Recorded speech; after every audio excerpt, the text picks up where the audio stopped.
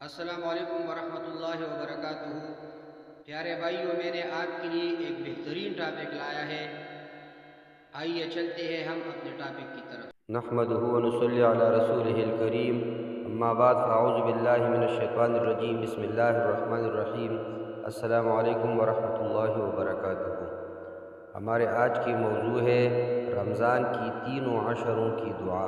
پیارے بھائیوں، رمضان المبارک کا پورا مہینہ قبولیت دعا کی خاص مواقع میں سے ہے، اس لیے اس میں دعاؤں کا خوب اہتمام ہونا چاہیے۔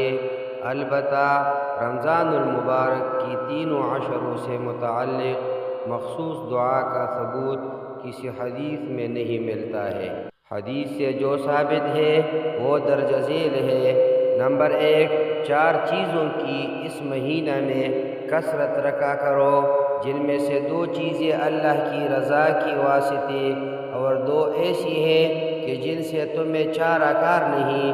پہلی 2 چیزیں جن سے تم اپنے رب کو راضی کرو وہ کلمہ طیبہ کی شہادت اور استغفار کی کثرت ہے، اور دوسری 2 چیزیں یہ ہیں جنت کی طلب اور جہنم سے پناہ۔ اس کے لیے لا الہ الا اللہ، استغفر اللہ، اسألک الجنہ واعوذ بک من النار، یا اشہد ان لا الہ الا اللہ، استغفر اللہ، اسألک الجنہ واعوذ بک من النار کے الفاظ سے دعا مانگنی چاہیے۔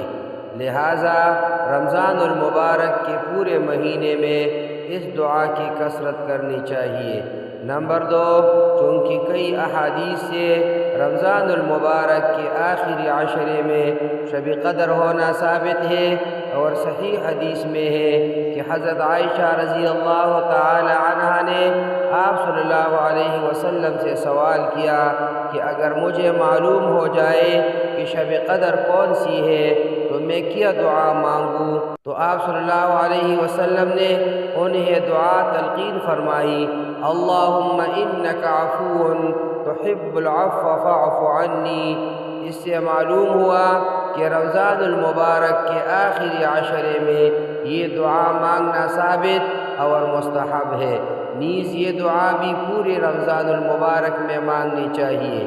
نمبر 3، رمضان المبارک کا پہلا عشرہ نزول رحمت کا وقت، دوسرا عشرہ بے بہا مغفرت کا وقت، اور آخری عشرہ آگ سے خلاصی کا وقت ہے۔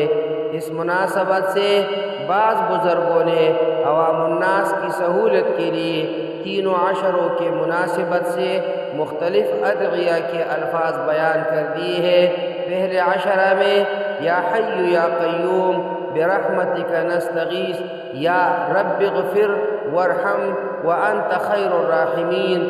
دوسرے میں استغفر اللہ ربی من کل ذنب واتوب الیہ، یا استغفر اللہ الذی لا الہ الا هو الحی القیوم واتوب الیہ، یا استغفار کے دیگر کلمات۔ اور تیسرے میں اللہم انک عفو تحب العفو فاعف عنا، اور اللہم اعتق رقابنا من النار کا اہتمام بعض بزرگوں سے منقول ہے۔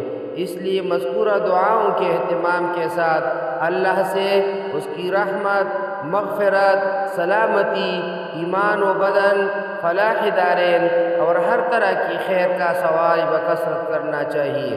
اور یہ دوبارہ سے میں آپ کو بتاتا ہوں، پہلے عشرے کی دعا رب اغفر وارحم وانت خیر الراحمین، اس کا ترجمہ یہ ہے، اے میرے رب مجھے بخشش دے، مجھ پر رحم فرما، تو سب سے بہتر رحم فرمانے والا ہے۔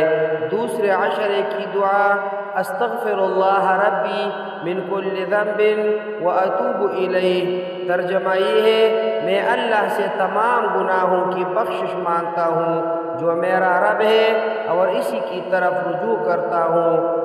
تیسرے عشرے کی دعا اللہم انک عفو تحب العفو فاعف عنا، اے اللہ بے شک تو معاف کرنے والا ہے، معاف کرنے کو پسند کرتا ہے، بس ہمیں معاف فرما دے۔ اس کے ساتھ کثرت سے لا الہ الا اللہ کا ذکر کرے کہ کہ یہ افضل الذکر ہے، اور الحمدللہ کہ یہ افضل الدعا ہے، اور اول آخر بے شمار درود پاک پڑھیے۔ اقول قولی ھذا استغفر اللہ لی ولکم ولسائر المسلمین۔